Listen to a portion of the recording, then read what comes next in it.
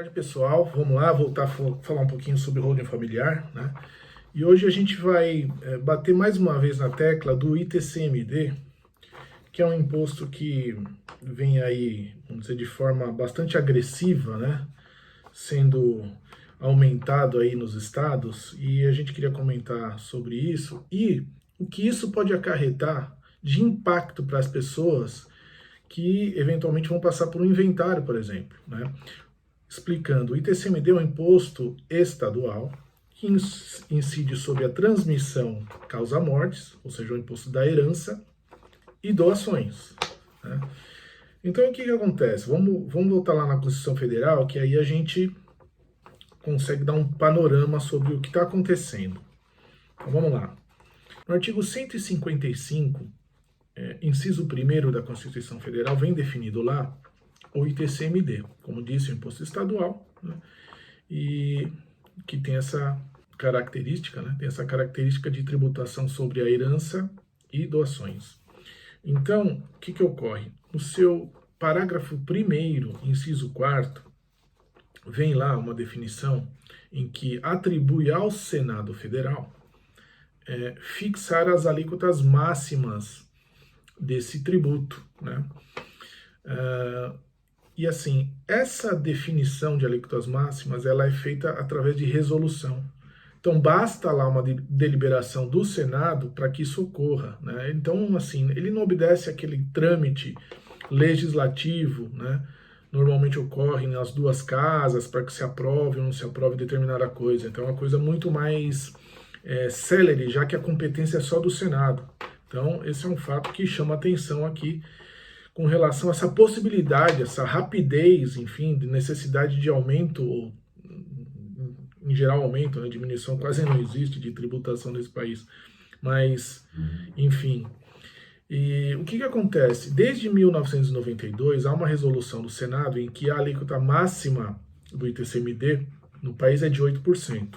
Então, até 2015, apenas 3 estados adotavam a alíquota máxima de 8%, Bahia, Santa Catarina e Ceará, né? E para você ver a evolução que isso vem acontecendo, né? Os outros estados aí não tributavam nessa faixa, mas em 2018, você vê, 18 estados já tributam na alíquota até 8%. Então, assim, o que ocorreu, né, para essa mudança? Primeiro, que em 2015, a gente sabe que a gente teve aí a crise do petróleo, né, o petrolão, enfim, a gente teve um impacto muito sério na economia, e os estados, né, eles praticamente se afundaram em dívidas. Então, os estados pensaram, bom, o que a gente pode fazer? Como é que a gente pode arrecadar mais, né?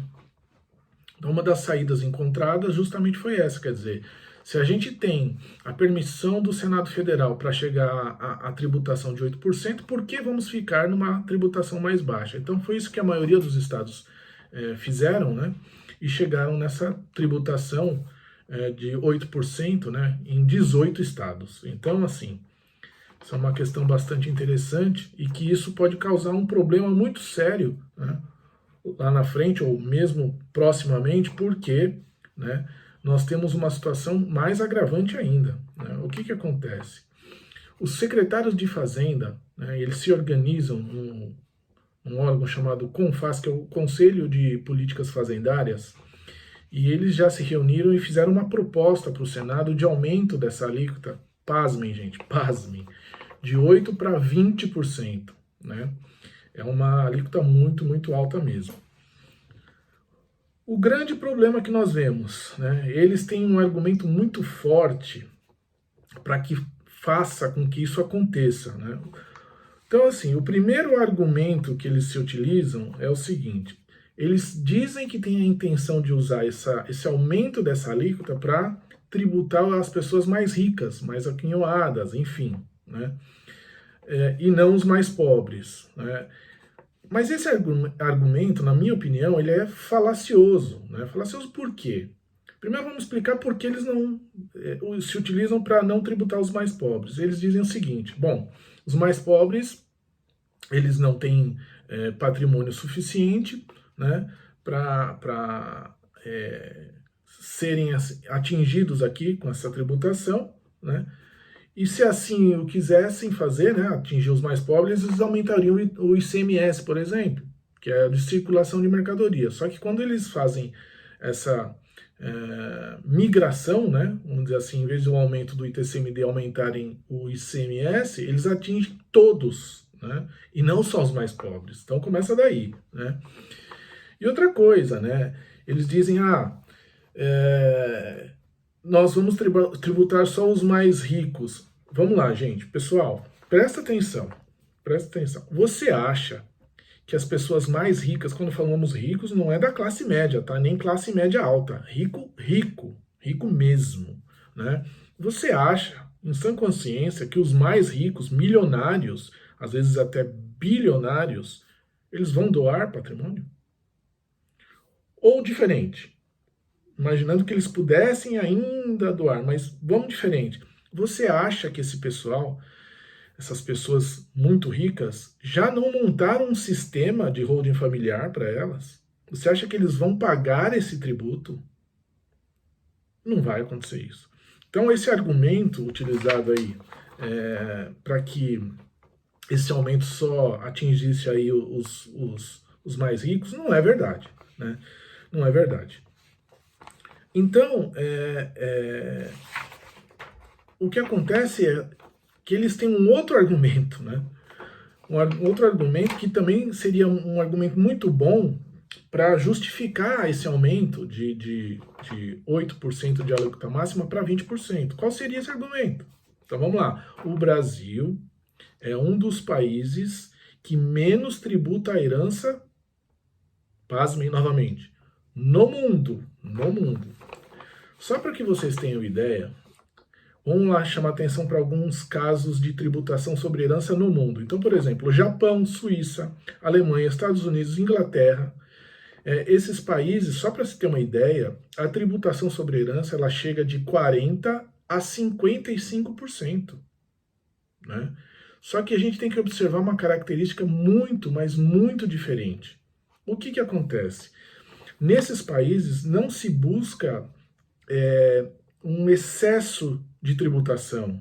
Não se quer tributar, não é essa a intenção. Subir uma alíquota de tributação nesses países não significa que eles querem arrecadar mais. Na verdade, o que se busca é uma mudança de comportamento das pessoas, dizendo o seguinte: olha, não tenham patrimônio na pessoa física. Nós não queremos, nós, Estado, enfim, nós não queremos que as pessoas físicas tenham patrimônio em nome delas. Por quê? Mas por que isso? Né? Pelo seguinte, a partir do momento que as pessoas começam a transferir o patrimônio para as pessoas jurídicas, entende-se, né, via de regra, que fazendo isso nós vamos fazer girar a economia. Então, quando se tributa uma alíquota muito alta nesses países, a intenção não é arrecadar, como foi dito, né? A intenção, pelo contrário, é estimular com que a economia gire mais, né? Produza empregos, enfim, recursos, etc. Uma outra questão que a gente acha interessante nesse assunto é o seguinte: olha só que coisa, vamos falar mais recentemente, aí na época agora de pandemia. A OCDE, que é a Organização para a Cooperação de Desenvolvimento Econômico, né, ela sugeriu que os países em desenvolvimento elevassem a tributação de herança.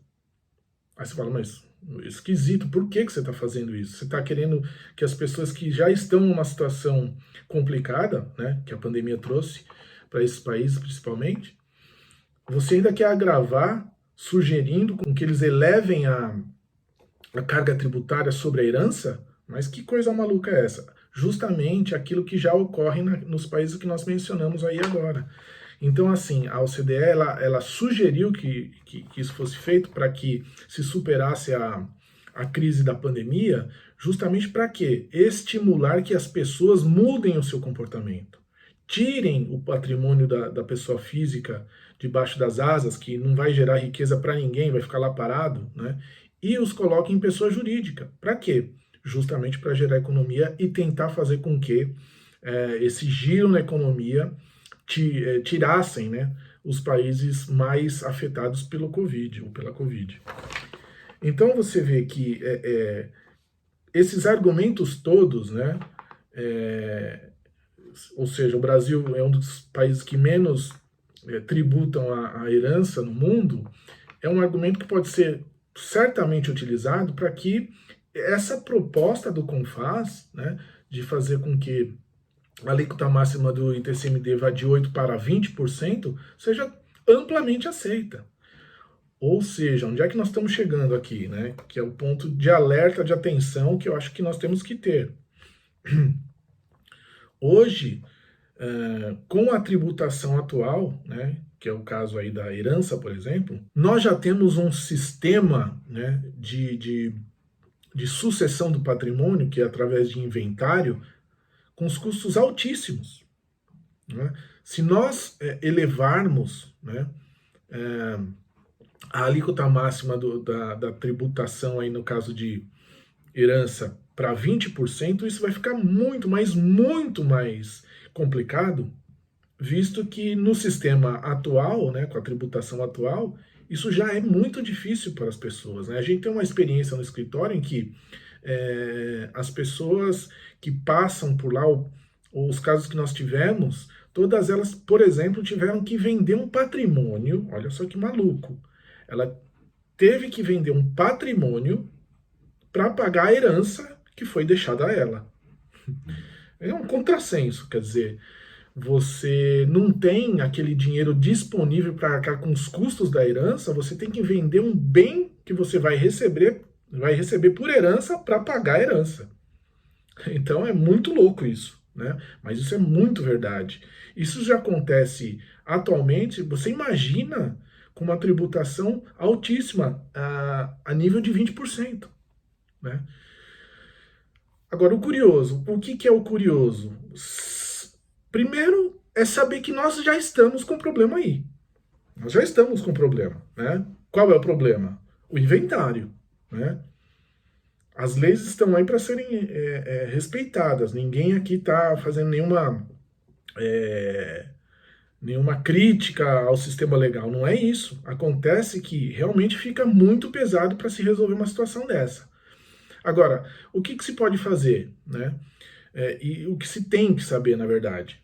Quando você monta um sistema de holding familiar, tá? A mesma tributação que incide sobre a herança, o mesmo tributo que existe sobre a herança, é o mesmo tributo que se doa na doação, que é o caso, por exemplo, da gente montar um sistema de holding familiar. Afinal, o sistema, além das vantagens que já nos é dada a proteção do patrimônio, enfim, né? Que já tem um custo chega a 90% mais barato do que o custo de um inventário, né? Ele justamente nos dá o quê? A sucessão das cotas das empresas, né, que são montadas nesse sistema de holding familiar. E aí vai incidir o quê? Né? Vai incidir o ITCMD, porque vai ser o quê? Uma doação dessas cotas. Mas qual a diferença? Aí é que tá, né? A diferença é que no sistema você vai economizar até 90% do custo do inventário. Então, nós temos o problema e muita gente não sabe qual é a solução, mas nós já temos também a solução. Então, o interessante é que, se ficarmos atentos e não quisermos passar pelo custo, né, alto custo do inventário, a gente tem que fazer alguma coisa. A gente não pode ficar parado. Não pode ficar parado, porque fatalmente cairemos no inventário. E aí, aquele que procrastinou, ou procrastinou, ainda você sabia de uma situação e acabou não agindo para resolver, o que não é nada interessante. Mas o que a gente gostaria aqui é o seguinte, é que as pessoas soubessem, porque muitos não sabem que tem uma saída. Né? E a saída é justamente a montagem de um sistema em que vai te dar essa economia, a proteção, né? E vai te garantir o patrimônio para as próximas gerações. Então, pessoal, eu espero que vocês tenham gostado desse vídeo, né? Eu vou deixar aí o link abaixo de uma palestra aí futura que a gente vai dar. Eu peço que vocês curtam aí no vídeo, né? Se inscrevam no canal, é importante para mim, vai me ajudar bastante aí e também a divulgar essa informação a muitas outras pessoas. Então, muito obrigado pela atenção de todos e um forte abraço.